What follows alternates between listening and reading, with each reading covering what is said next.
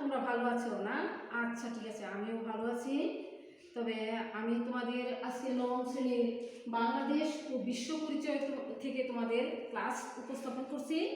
আশা করি তোমরা বই এবং খাতা কলম পাশাপাশি নিয়ে ক্লাসটা গ্রহণ করার জন্য প্রস্তুত হয়েছ এবং সদা প্রস্তুত থাকার জন্য তোমাদেরকে আহ্বান জানাবো। ঠিক আছে?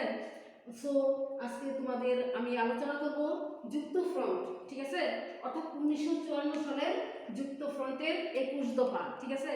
তার আগে কিছু কথা আছে, সেই কথাগুলি হলো এই যে আমাদের দেশটা স্বাধীন হয়েছে 1971 সালে, এর আগে কিন্তু এই নবাব সিরাজউদ্দৌলার পরে দেশটা চলে গিয়েছিল ইংরেজদের হাতে। ইংরেজদের হাত থেকে যখন 200 বছর পরে এই দেশটা আসে, তখন সেখানে তোমার পাকিস্তান এবং ভারত দুইটা রাষ্ট্র গঠন হয় আলাদা করে। তবে এই পাকিস্তানকে আবার দুইটা ভাগে ভাগ করা হয়, একটা তোমার হচ্ছে পূর্ব বাংলা, একটা হচ্ছে পশ্চিম বাংলা।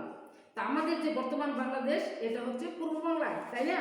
তাহলে তখন পাকিস্তান প্রতিষ্ঠার সাথে সাথে তখন কি করছিল, মুসলিম লীগ দীর্ঘদিনের মাধ্যমে কি করতেছিল, কেন্দ্রীয় প্রাদেশিক সরকারের মধ্যে একটা উদ্যোগ নিয়েছিল। ঠিক আছে? কিন্তু সেই উদ্যোগটা পূর্ব পাকিস্তানের জন্য ততটা ফলপ্রসূ হয়নি। ঠিক আছে?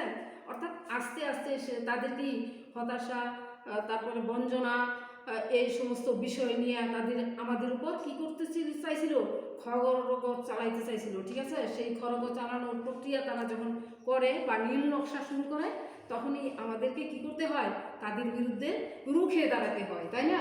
তখনই আমরা যুক্ত ফ্রন্টের চিন্তা করি এবং যুক্ত ফ্রন্ট গঠিত হয় তোমার মোট 4টি দল নিয়ে। ঠিক আছে? সেই দলগুলি হলো, প্রথম হলো আওয়ামী লীগ, পরে কৃষক শ্রমিক পার্টি, পরে একটা নিজাম ইসলাম এবং গণপ্রজাতন্ত্রী দল। ঠিক আছে? এই 4টি দল নিয়ে যখন শুরু হয়, তখন কি করা হয়, সেই পূর্ব পাকিস্তানের বিরুদ্ধে রুখে আমাদেরকে দাঁড়াতে হয়। তাহলে সেখানে যখন আমরা 1954 সালে যুক্ত ফ্রন্ট গঠন করি, তখন আমাদের দাবি ছিল কয়টা, 21টা। ঠিক আছে?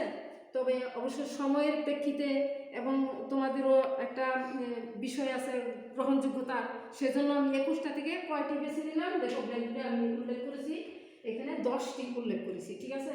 তাহলে প্রথম যে আছে 1954 সালের যুক্ত ফ্রন্টের 21 দফার মধ্যে যে 21 দফা কিন্তু এখানে উল্লেখ আছে ঠিকই, কিন্তু আজকে আমি তোমাদের কাছে কয়টি এখানে উপস্থাপন করছি, 10টি উপস্থাপন করছি, কিন্তু মোট ছিল 21টি, এখানে আমি 10টি উপস্থাপন করছি।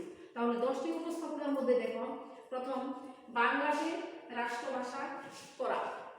আমাদের যে বাংলাদেশ, পূর্ব পাকিস্তান আর পশ্চিম পাকিস্তান মিলা যখন একটা পাকিস্তান ছিল, তখন আমাদের দেশটাকে পূর্ব পাকিস্তান, যেটা পূর্ব বাংলা, যেটা বর্তমান বাংলাদেশ। ঠিক আছে?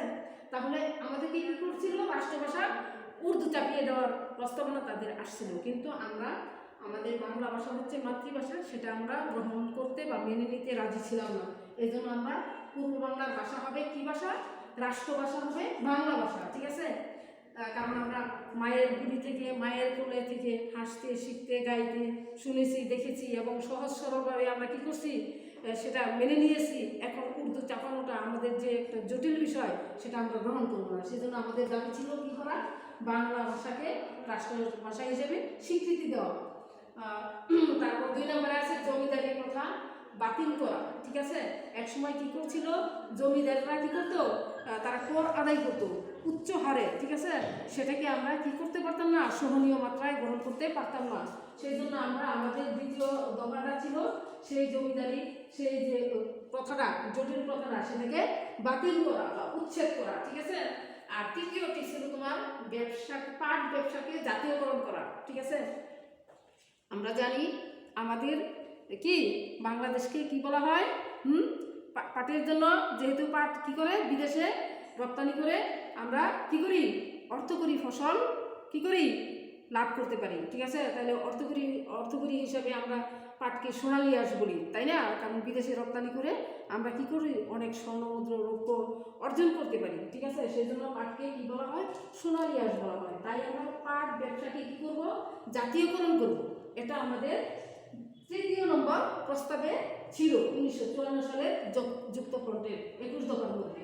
তারপর দেখো 4 নম্বরে সমবায় কৃষি ব্যবস্থার প্রবর্তন। আমরা কি করব, সমবায় হিসেবে কৃষি ব্যবস্থা চালু করব এবং সেই কৃষি ব্যবস্থা, সেচ ব্যবস্থা, তারপরে কি এগুলিতে যেন আমরা কি করতে পারি, আমাদের লাভবান হতে পারি। আমাদের কৃষকরা কি করতে পারে, বিভিন্নভাবে স্বাচ্ছন্দ্যে বিভিন্ন কৃষি ফলন বা বাম্পার ফলন যেন দেখাতে পারে, করতে পারে, তাই না? যেহেতু বাংলাদেশ কৃষি প্রধান দেশ। তারপরে দেখো 5 নম্বরে আছে লবণ শিল্প সম্প্রসারণ করা। ঠিক আছে, এবারেও দেখেছ করোনা আসার সম্ভবত কিছু আগে লবণ নিয়ে কেলেঙ্কারি হচ্ছিল। ঠিক আছে, আসলে মূলত একদম ভুয়া। ঠিক আছে, এটা বর্তমান সরকারের ভাবমূর্তি বা আমাদের দেশের একটা ক্ষতির কারণ। এক শ্রেণীর মানুষ আছে কি করে সেগুলোকে ক্ষতিতে তারা দাবিত হয়, দাবিয়ে রাখে, মানুষের ভাবমূর্তিকে নষ্ট করে। তাহলে লবণ শিল্প সম্প্রসারণ করা, লবণটা কিন্তু সাধারণত আমাদের দেশে উৎপাদন করা হয়। তাহলে এই বিষয়ে যেন আমরা লবণ শিল্প সম্প্রসারণ করতে পারি এবং ভালোভাবে আমরা যেন উন্নতি করতে পারি, তাই না? তারপর আছে তোমার 6 নম্বরে কারিগরি শ্রেণীর পুনর্বাসন করা।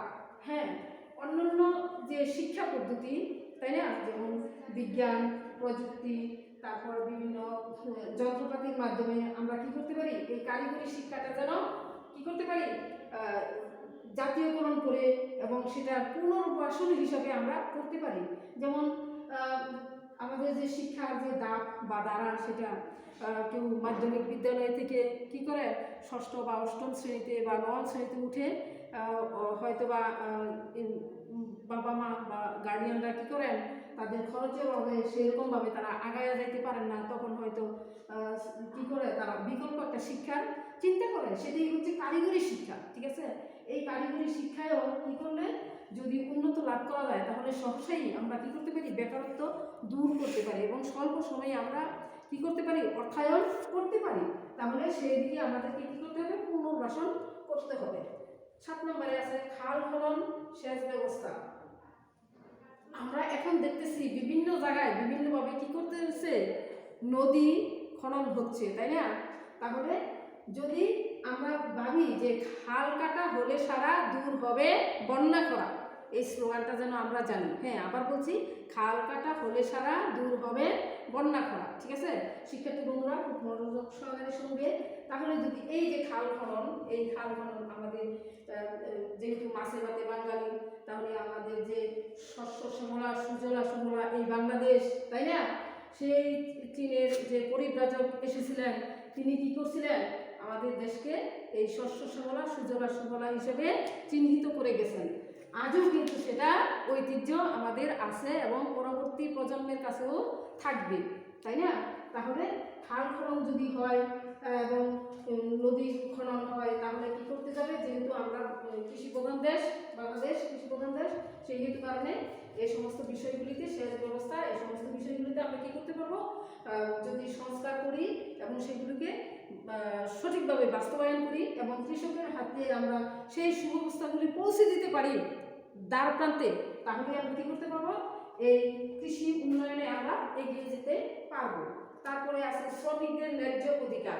হ্যাঁ, এখনো কিছু কিছু মালিকরা আছেন কি করেন, তারা শ্রমিকদেরকে তাদের নিজস্ব পাওনা বা ন্যায্য মজুরি থেকে বঞ্চিত করে থাকেন, তাই না?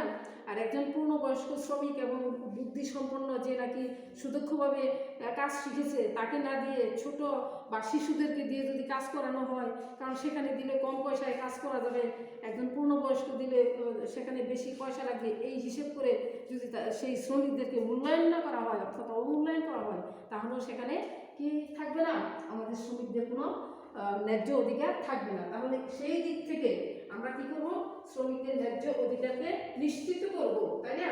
তারপর নবম পর্যায়ে আসছে তোমার প্রাথমিক শিক্ষাকে বাধ্যতামূলক করা। ঠিক আছে, যেহেতু শিক্ষাই জাতির মেরুদণ্ড, ঠিক আছে, the education is the backbone of a nation.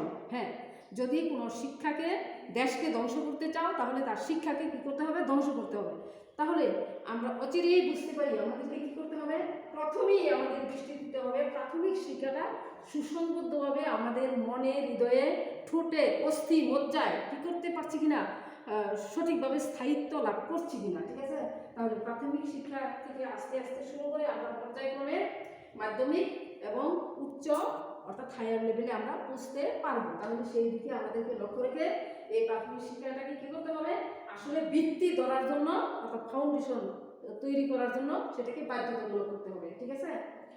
তারপরে দেখো 10 নম্বরে আছে ঢাকা ও রাজশাহী বিশ্ববিদ্যালয়ের পূর্ণ স্বায়ত্তশাসন প্রদান, তাই না? তাহলে আমাদের যে বিশ্ববিদ্যালয়গুলি রয়েছে এর মধ্যে দুইটি বিশ্ববিদ্যালয়ের নাম উল্লেখ আছে, ঢাকা এবং রাজশাহী।